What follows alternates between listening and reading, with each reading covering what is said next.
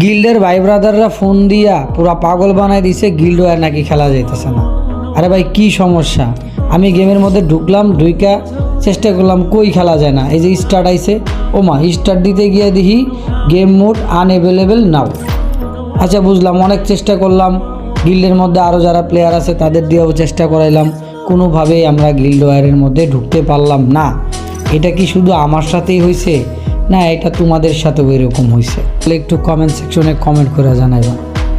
তবে সত্যি কথা বলতে কি, একটু ইমোশনাল হয়ে যাই যখন আমি গিল্ড নিয়ে কথা বলি।